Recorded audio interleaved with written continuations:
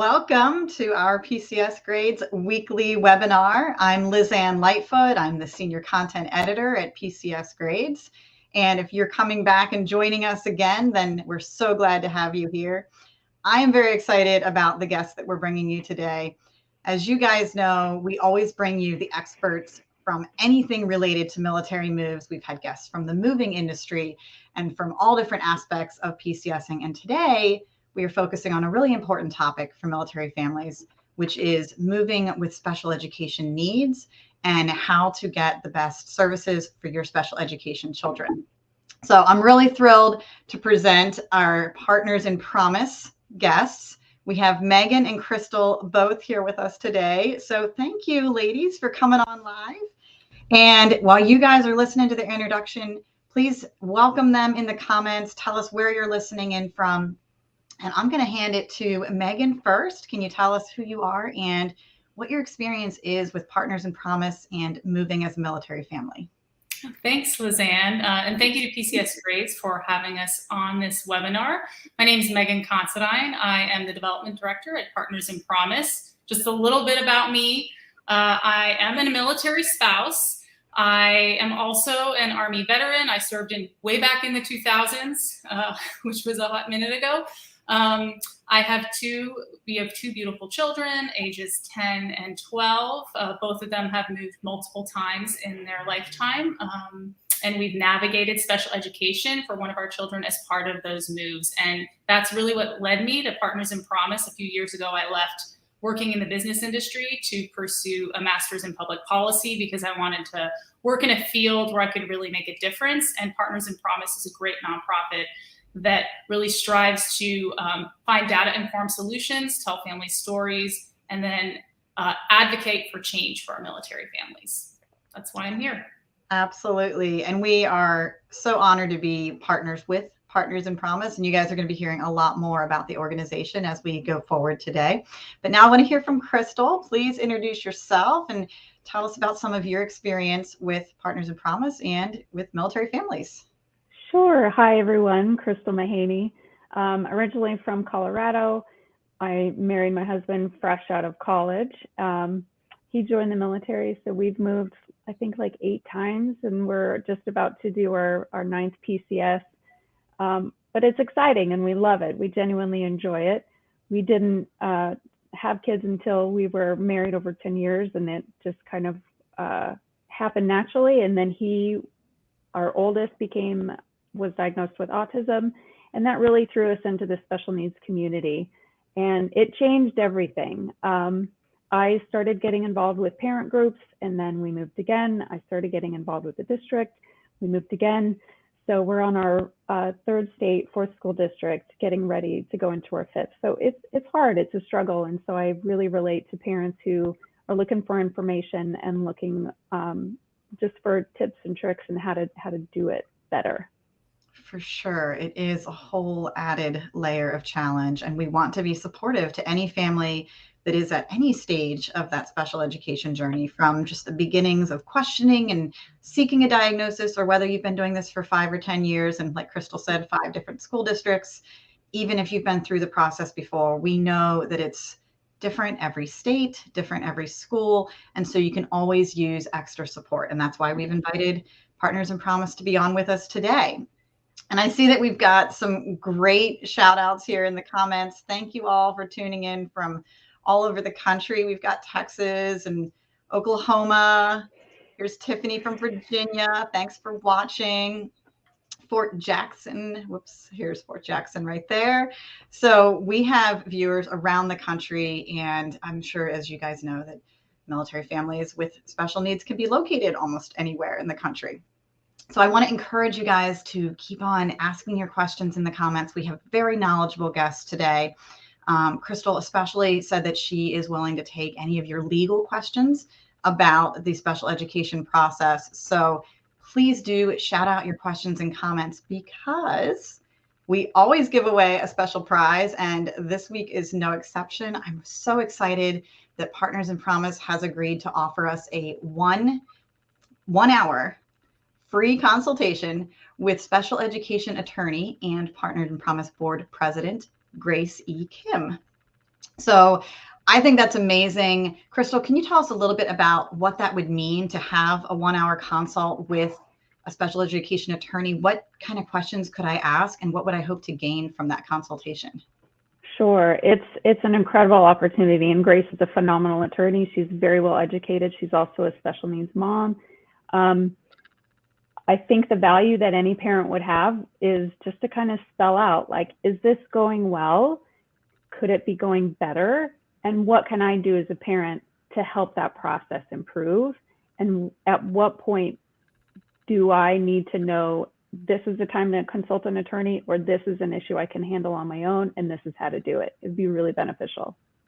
I love that. So thank you so much for making that this week's prize. And as you guys know, the drill is we are going to collect your comments and questions. Everyone who comments throughout this live webinar, your name gets put onto our wheel of names.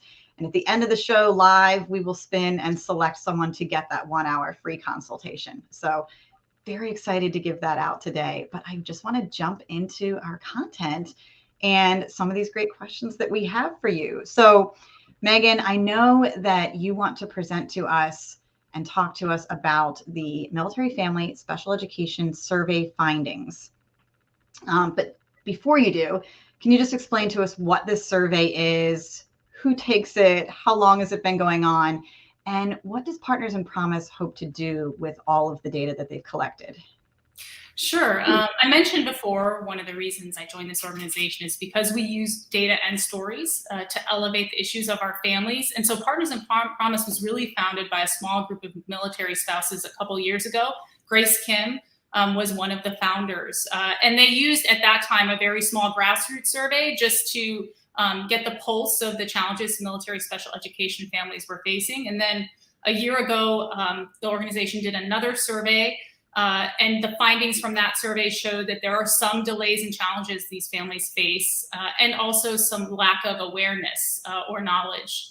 So this year's survey, which was released in the fall, dug a little bit deeper into the previous findings because we wanted to get real pain points or find out specific issues that we could address for our families, so it could inform both our programming and what we ask leaders to do and change as far as providing resources for military families. And we had over 1,100 respondents in our survey across all branches of the service. So it was, Crystal and I are both Army, but we had Air Force, Marine, Navy.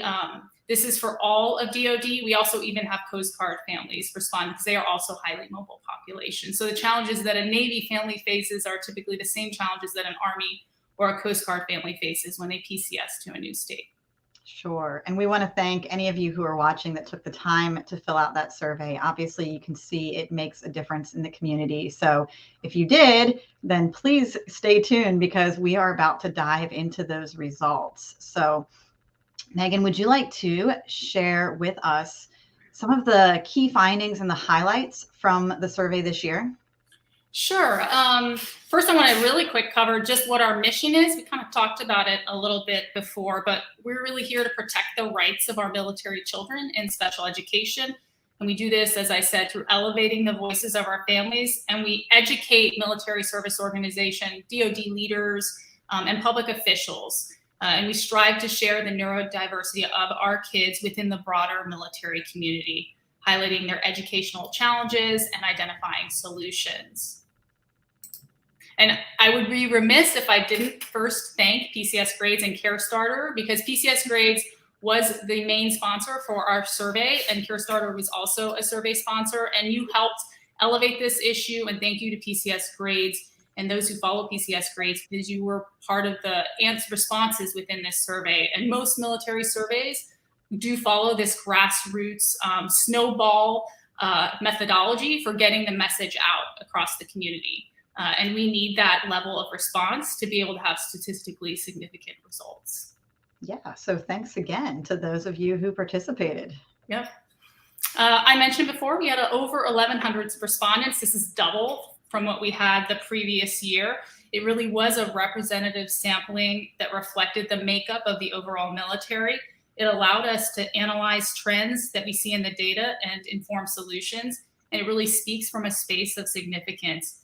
It's always better to have this broad sampling. And one example really is we didn't want a survey where it was all senior leader families responding. And you can see from this slide here that we had the majority of our respondents were really mid-career, which aligns in many cases with when children are diagnosed or start receiving those special education services. And the majority of our respondents were enlisted.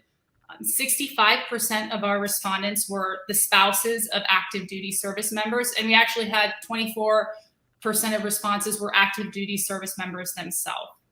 And then the majority of our respondents, 86%, were located CONUS in the continental United States, and 14% were located outside the United States. And I just want to highlight one of your sample people that you were just talking about.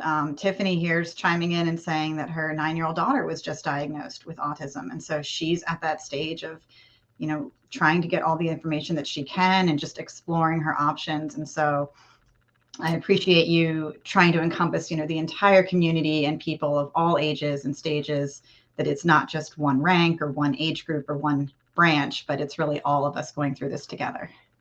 Yeah, and Tiffany, I think Crystal and I can probably relate to you offline with how that feels when you're going through this.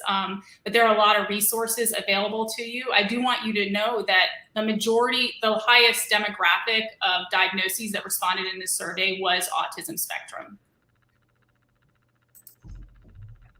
So we really asked these 3 questions with our survey. This is what informed, you know, the questions that it was informed, as I said, by previous surveys last year. We did work with the Ohio State University in drafting this survey because we wanted to make sure we asked the right questions, but we also protected the data and the identities of the families who responded to this survey. These questions were basically, what impact does your highly mobile lifestyle have on your timelines for your child? From Tiffany mentioned identification, your timeline from identification to eligibility for IEP in schools to receipt of services. And that's both initially when it's identified, but then also we'll talk a little bit about if you have an IEP in place, what it looks like, what has been happening with families when they move from one school district to another. The other research question was how familiar are families with special education concepts? There's some fantastic resources out there. To educate yourself, you really do have to become your child's best advocate to the max when you're the parent of a child with a disability. But also there's a lot of DOD-based solutions and organizations out there like PCS Grades that provide services that can help ease these transitions when you move to a new state. And then our final research question was, what about the military lifestyle may prevent a family from filing a special education complaint? Not every family is in a situation where they may need to, but it is a recourse that is available to you under federal law. Are there situations where families are unable to do this because you're a military family? So we grouped our findings into 3 key areas. Real, perceived, and unknown barriers to a free and appropriate education, or FAPE. And if you're new to the special education space, or even if you've been in it and you haven't really had the need to look into what this means, I have a little definition here for you. FAPE is really referred to as the cornerstone of the Individuals with Disabilities in Education Act, IDEA, which is the federal law that is there to protect our children with disabilities and receiving the education that they have a right to receive. Essentially, FAPE is an individualized education program that is designed to meet your child's unique needs and from which your child receives educational benefit and prepares them for further education, employment, and independent living. I really want to highlight the unique piece of that definition, the unique needs. It's important because what works for one child may not work for another child, which is why we see FAPE in action in an IEP or a roadmap that describes how the school is supposed to provide for FAPE for your child.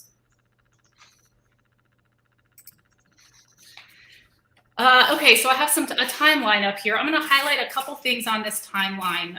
Under the real barriers that we found in our survey findings impacting FAPE for families, we found that the ones that stood out the most were delays in families being able to have access to the education services that their child needs, both when they undergo an initial identification and evaluation and when they PCS to a new school. We'll talk about the PCS piece on another slide. But this slide really shows what some of these delays looked like when there's identification, then you have your evaluation, you go through eligibility and receipt of services. What should stand out for our families looking at this right now is that if you're talking about an average 2-year assignment to a location, these delays can translate to significant loss in services. In many cases, they're well over a quarter into a 2-year tour. On average, military families waited 23 months from initial identification of an issue to actually receiving special education services. 55% of those who responded experienced a significant delay like this. And although the timelines vary by state, IDEA mandates a minimum timeline or maximum amount of time for once an evaluation for special education eligibility has begun, it has to be conducted within 60 days. So when I say they vary by state, the federal law covers, it has to be done within 60 days. Some states, it could be sooner. So this is where differences in state come into play when you PCS from one state to another. Megan, I just want to pause and take in a couple of things there, because that is a lot of information that you're sharing with us. And first, if I'm looking at this correctly, I see at the top you have the should be lengths. Yeah. So it says from identification to eligibility should be 60 days. And then from eligibility to actually receiving services should be 30 days. Right. And the numbers that we're seeing at the bottom and the average that you gave, that it's taking an average of more like 23 months, which is practically 2 years from beginning to end. I mean, I'm just curious in hearing from our viewers, has that been your experience? And I know you're going to get into it a little bit more, but is there anything that you want to expand on about why that delay happens, and anything in particular that we can do about it, knowing that it's such a big problem? The why is a big question, and we did not get into the why in the survey, so I don't want to speculate. But these delays, this is why we call these real barriers, because these delays, when we ask these questions, we didn't say, was it in less than 60 days or was it within the 30-day window?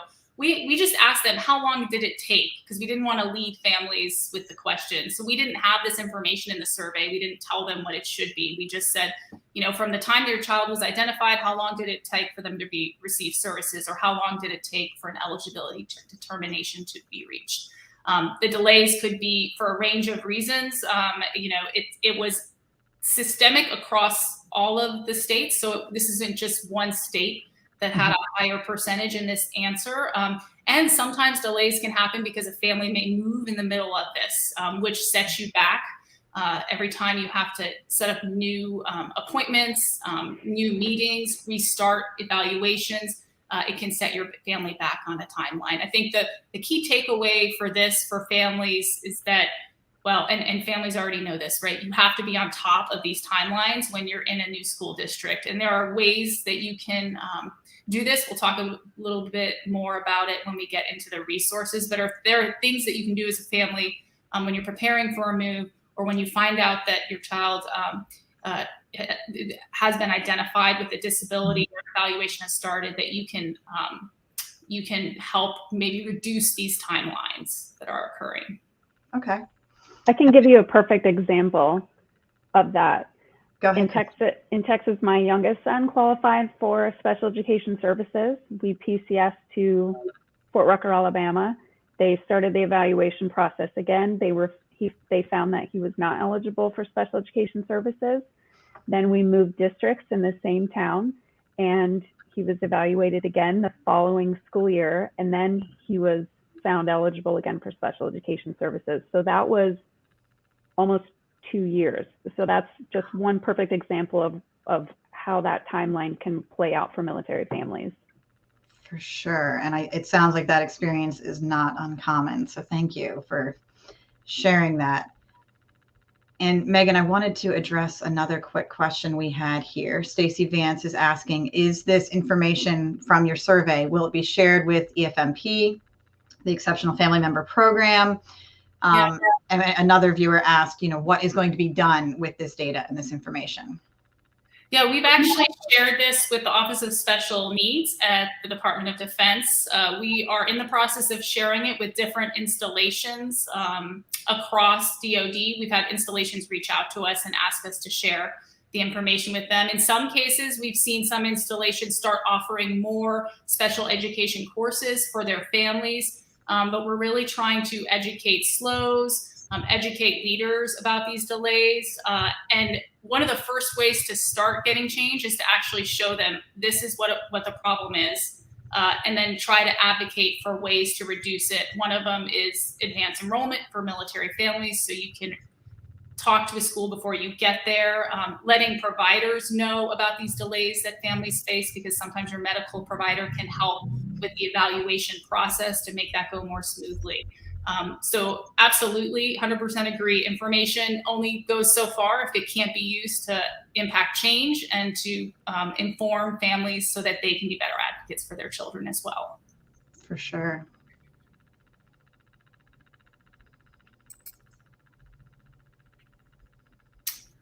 Okay, identification of receipt of services. This is a little bit about what I talked on the other slide and earlier.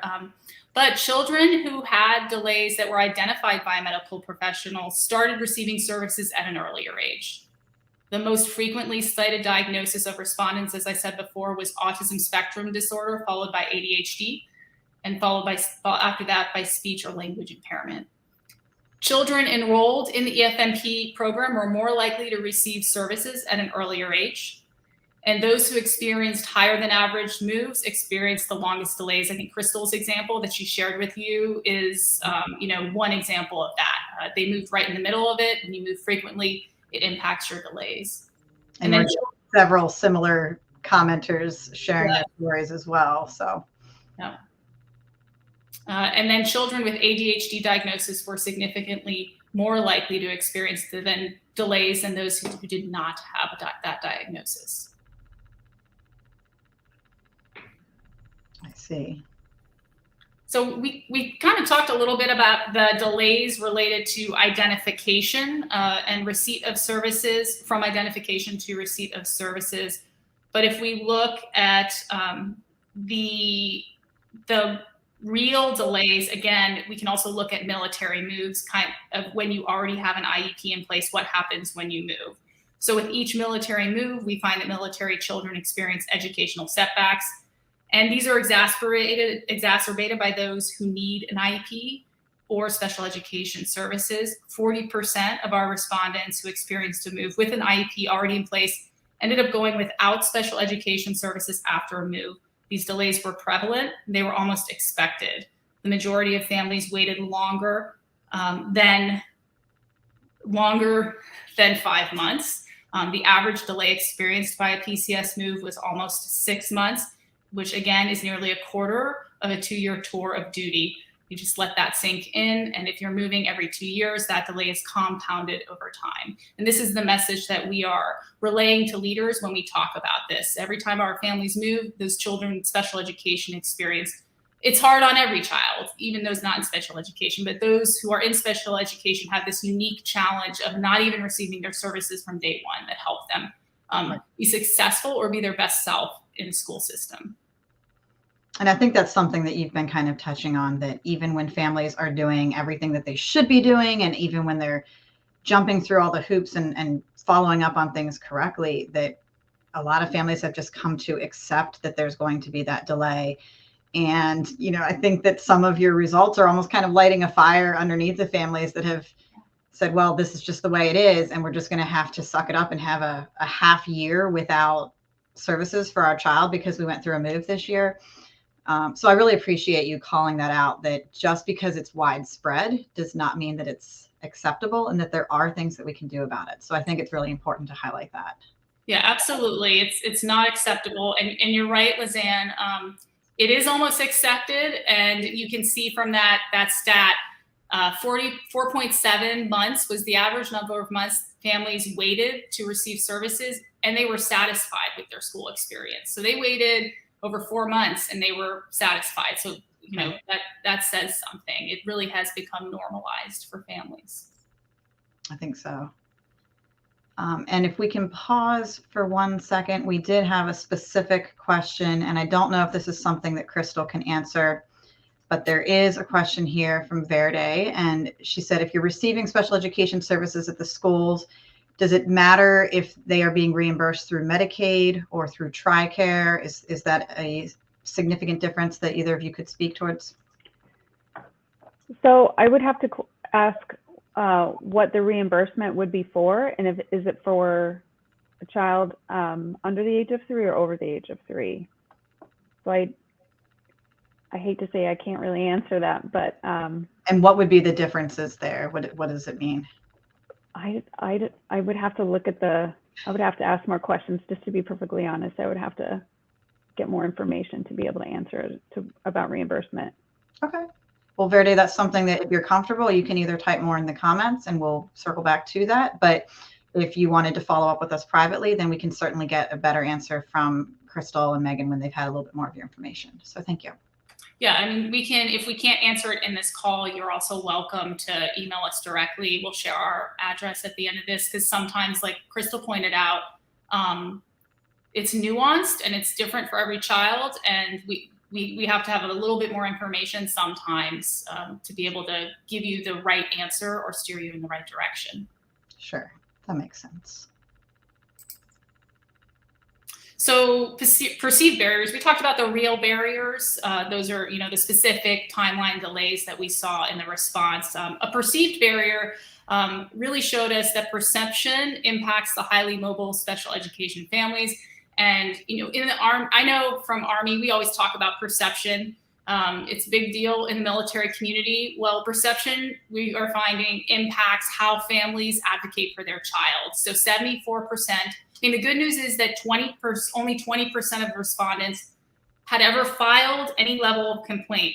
The bad news is that 74% chose not to file a complaint, but they wanted to, and they didn't file because they didn't think it would help. I think I saw somewhere in the comments, someone talked about feeling like they were being waited out, or that they were being delayed. That would be kind of an example if they didn't think it would help. Some families didn't know that they could, or they didn't know how. Or they just had a move coming up and they just decided, you know what, I'm not going to deal with it.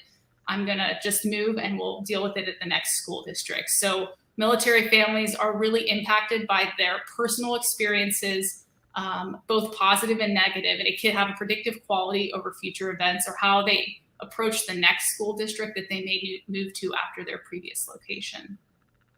And I thought that was interesting. So are you saying that as families have maybe a negative experience with a move and a delay in getting those services that they need, does it just lower their expectations for the next move? And we just keep continually saying, well, this is fine. I guess it's just going to be. That's right. Like, that's what that policy is. Or, in my case, we had a very positive experience at a location. So when I went to the next location, I maybe was a little bit more willing to wait on delays because I just thought, well, that positive experience will come. So, both your negative and positive experiences can impact how you approach your child's education at your next location. I see.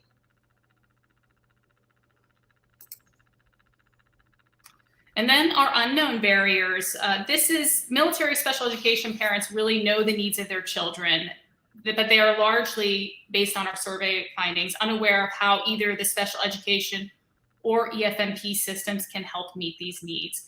Unfortunately, we found in our survey findings that familiarity with these systems has a relationship with positive student outcomes.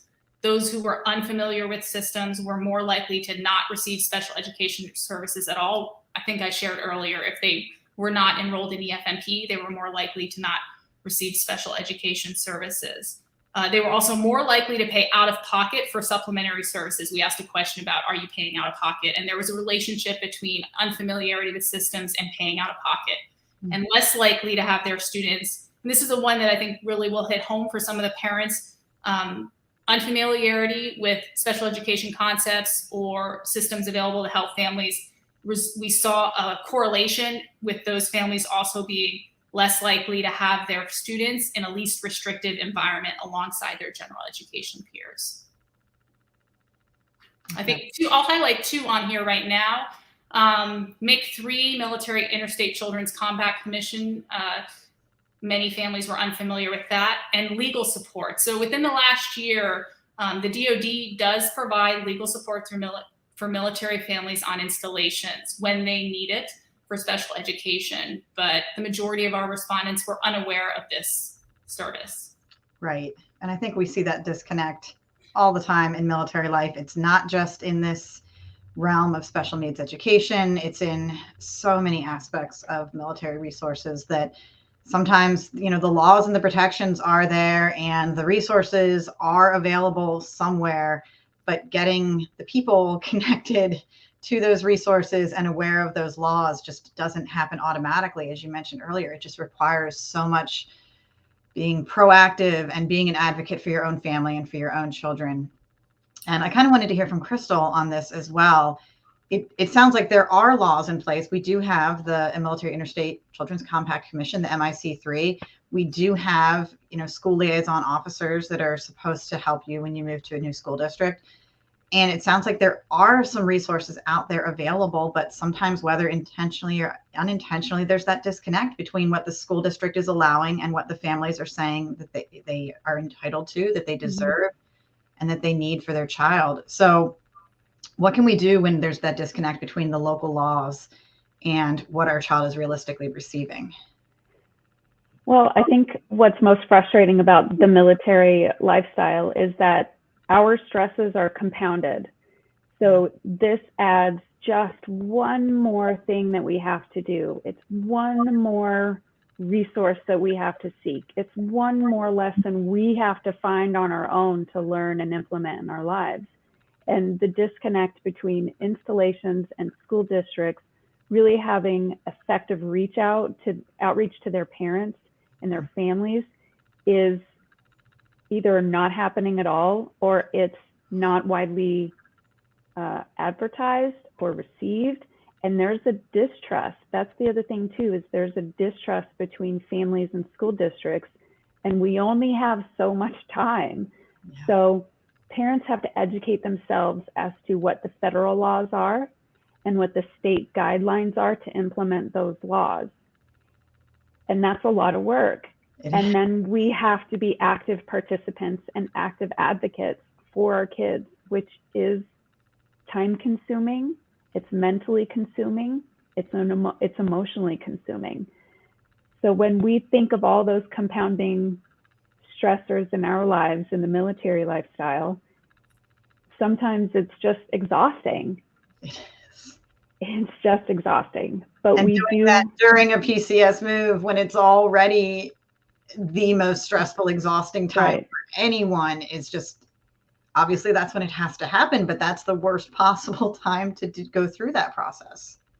But what at Partners in Promise, we really want to promote advanced advocacy for our families. There's a way that you can advocate in preparation of a military move. So it's kind of beforehand. You can do certain things before you PCS. And then during the process of the PCS, which we know is like a hot 6 months, right? And then once you get there, it's kind of laying the foundation before you get there. And so when we're more aware of the MIC3, of our parental rights, then we're more informed to better advocate once we do arrive. Yeah, I want to highlight two things that kind of build off of what Crystal's saying. The first is advanced enrollment, which I mentioned earlier. This is DoD has state liaisons that work with every state to get states to agree to advanced enrollment. And right now it's 33 states that have agreed to it. And it will probably be above 40. But in our survey, we found most families weren't even aware of this support that's available, which if it's not being used, we can't even make sure that it's working. So educating families about advanced enrollment so they can do like what Crystal said, they can prepare before they PCS, they can maybe send their child's IEP to that school district, work with that school district before they get there, find out if that's what that school has in place, make sure they know their child. That is one way. The other way, and this is definitely an utilized resource, and it is in the process of being improved across all the service branches. The Air Force has put a lot of time and effort into this. The other branches are doing the same.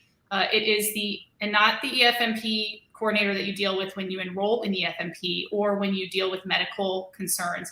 The EFMP, in some cases, they're called EFMP systems navigators. They can be called case liaisons. In the Army, they're ACS. In the Air Force, they're at their community services. In the Navy, I believe it's Naval Fleet Services, Fleet and Family Services.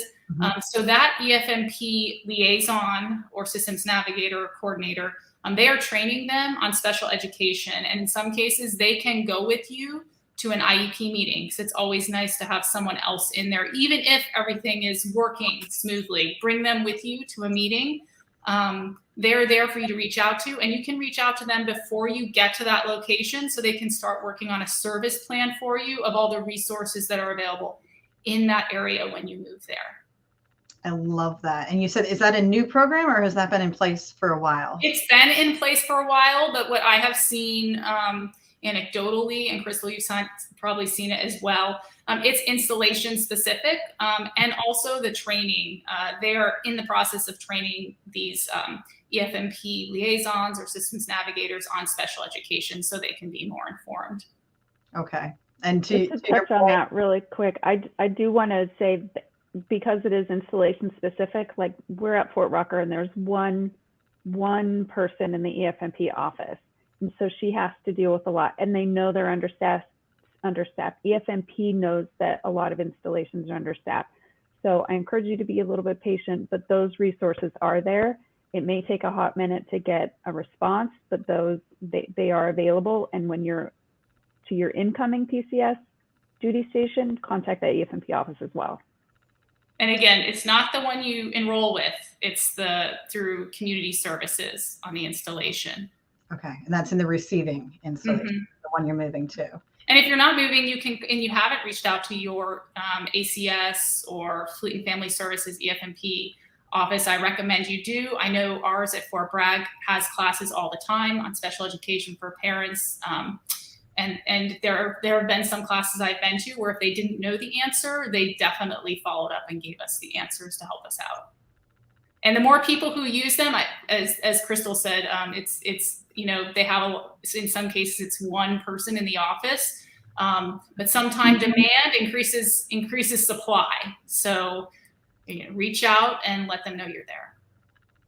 That's awesome. You just had a comment from Jennifer giving a shout out to the EFMP program at Fort Bliss. So there's some positive feedback that they've been doing a great job. And I like that idea of CCing them in every email so that there's, that constant communication of everyone being aware of what communication is taking place. Yeah. And Crystal, you probably read that and thought the same thing I thought. Jennifer, great job to put everything in writing when you're communicating with the school. It gives you a nice record, and it also reduces, lack of memory of what happened. It's a great record for how you communicate with the school. Even if you get a phone call and you follow up with an email that says, thank you for the phone call. This is my understanding of what we just spoke about.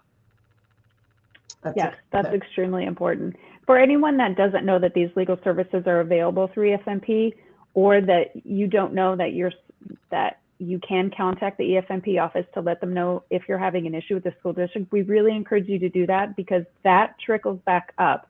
And then if EFMP knows that, hey, there's a lot of families that are calling into EFMP or emailing into EFMP that's saying they have issues, then they know it's a wider issue, and that's something that EFMP should address. So we encourage you to do that.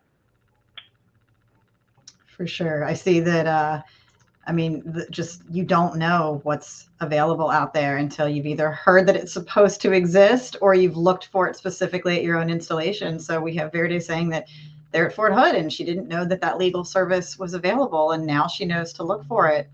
And we had a similar comment from Stacy here that, she's been a special needs mom for, at least 10 years, and had never heard of the advanced enrollment program between, you mentioned that when you're going from one state to another, that you could do an advanced enrollment in some of the local schools. So those resources can just keep expanding every year, and it's very hard to keep up with them.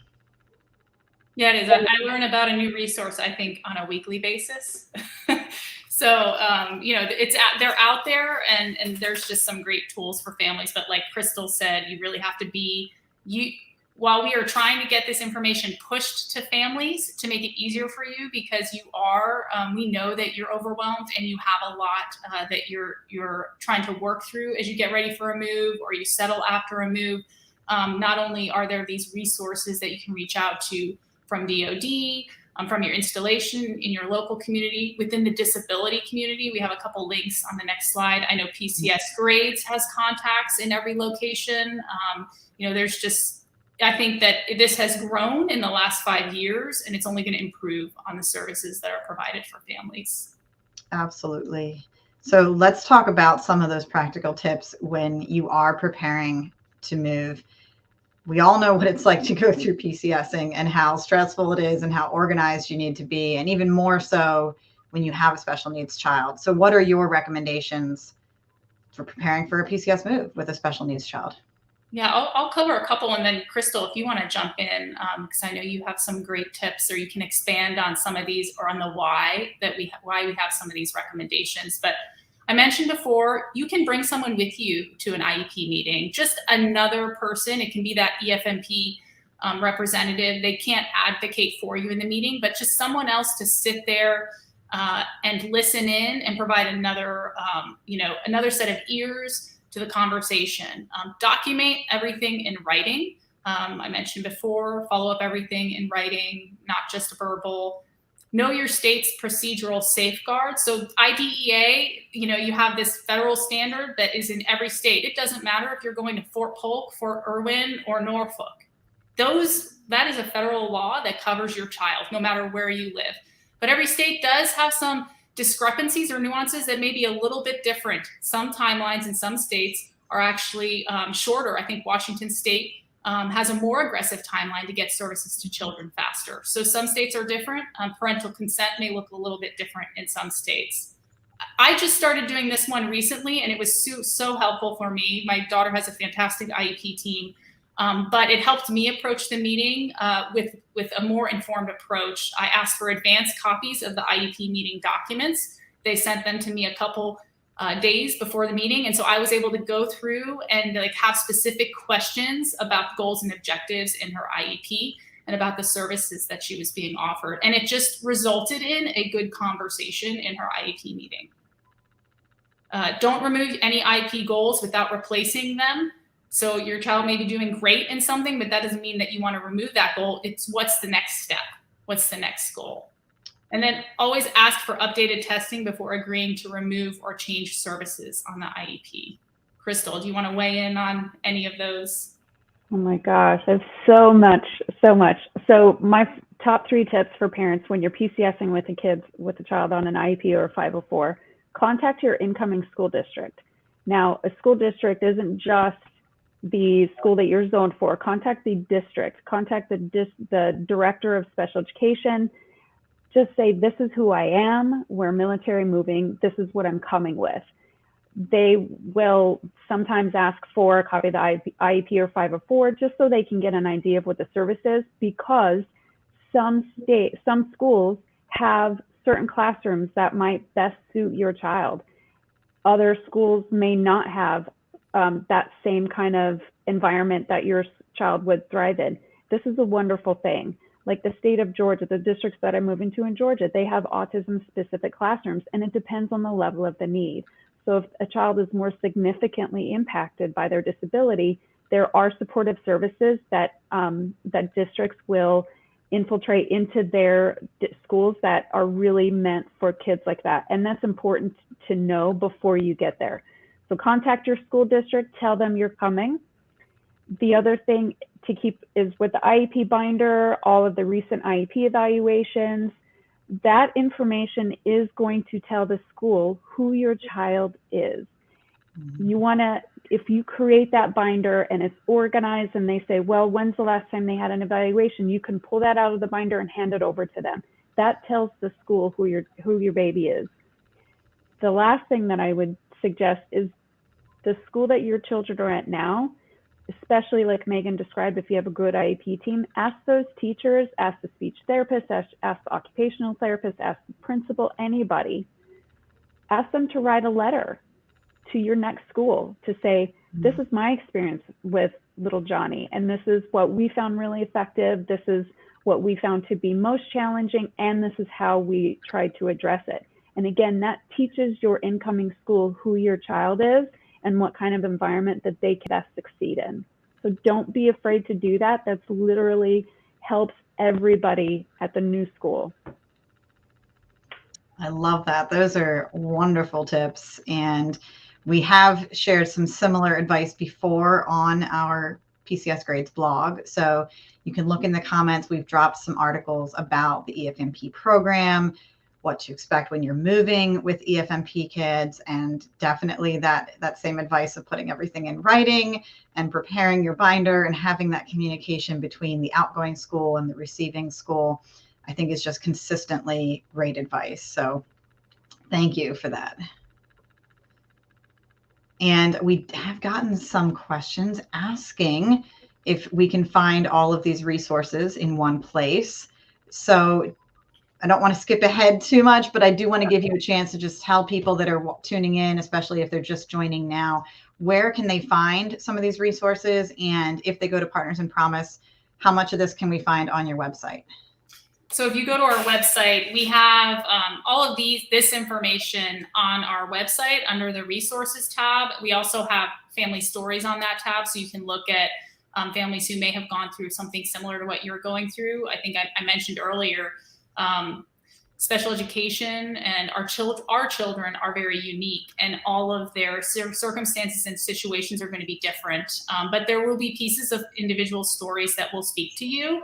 And then we also have videos on our site on the IEP binder. We have a Trust Your Gut series where we talk to different experts about identifying and what you go through as a parent when you feel like, I think something's not quite, I think something needs to be evaluated.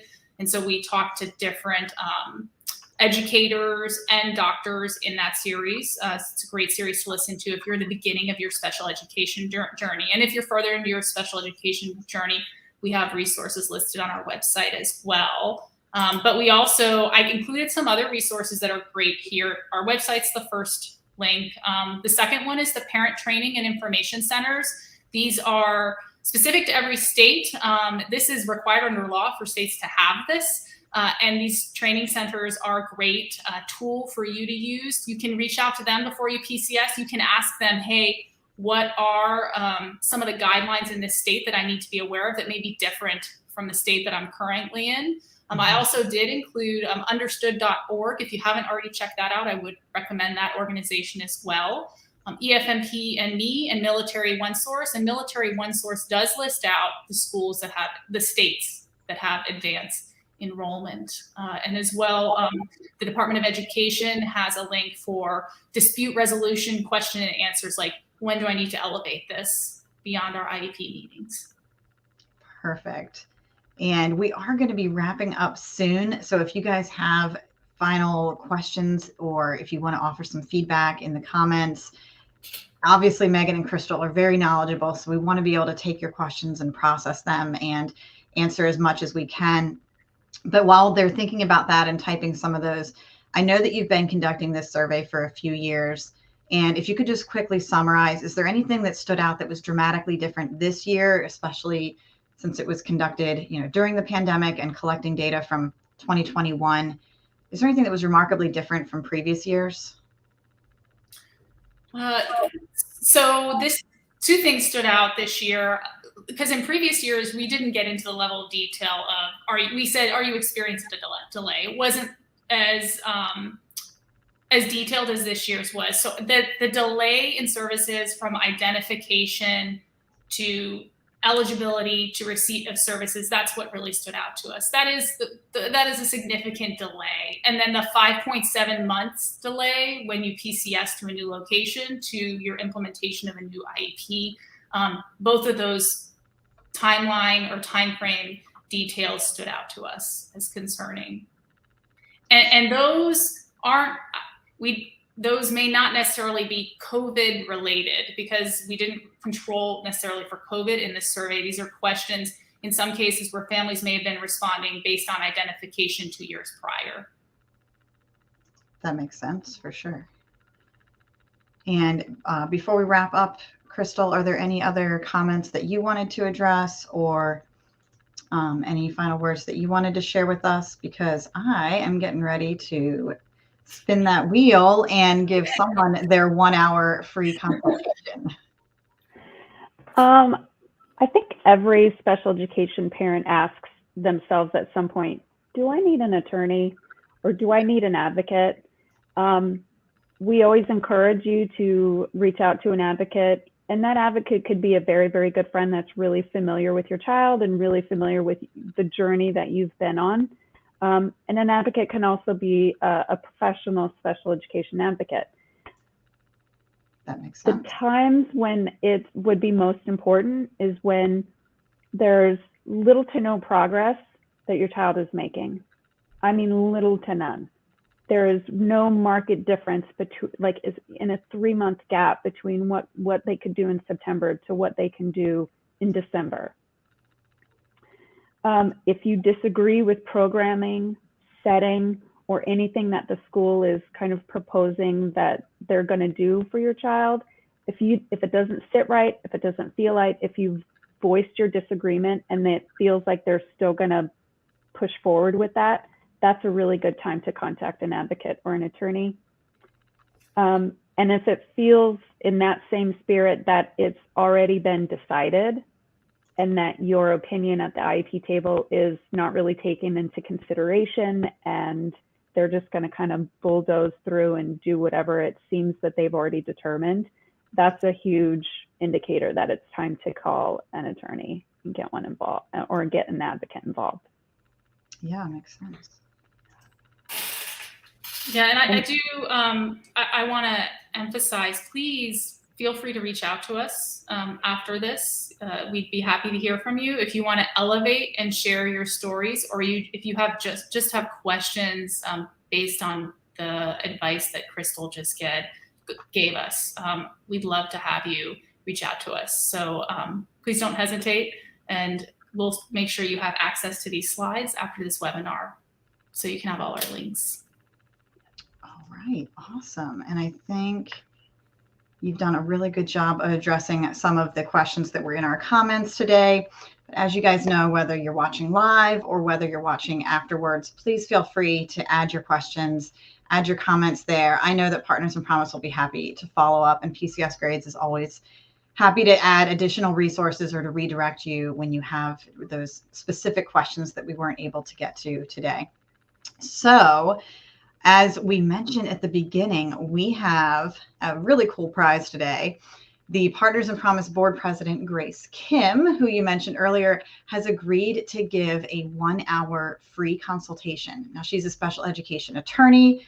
Crystal told us earlier what an amazing resource that is, and we want to be able to get you guys some really great advice and give you the opportunity to ask your specific questions. So I am going to try to share my cool wheel of names with you. And for some reason, they all spread out today. I don't know why. So if it lands on a blank, I'm just going to have to respin it. But let's see who our winner is of that 1 hour consultation. Oh my goodness. I'm telling you guys, I sat there for several minutes trying to, here, let me see if I can take out, there we go. All right. That's how we get rid of the blanks. We're going to do it for real this time. Oh, congratulations, Tiffany. You have won a 1 hour consultation with a special education attorney. She is going to be able to point you in the right direction and answer all of your questions. So please reach out to us, message us through our PCS Grades page here, and we will make that connection for you. And just a huge thank you again to Partners in Promise for, first of all, offering that wonderful resource. And secondly, for sharing all those results from the survey. You guys are just a wealth of knowledge and a wonderful resource for military families. So excited for you, Tiffany. And I want to tell you guys that next week we are going to be back here again. We have different guests still talking about moving, but this time we are focusing on that topic of the VA home loan. We have finding the right fit for your VA home loan with Operation Deploy My Dress. So very cool resources, a great nonprofit, and some really great information coming your way. That will be next week, same time, same place. Thanks again to Partners in Promise for both Crystal and Megan for coming out and joining us today. And I will see you guys next time. Thank you. Thank you, everyone. Questions. Those were some great questions. Thank you. Yes. Please reach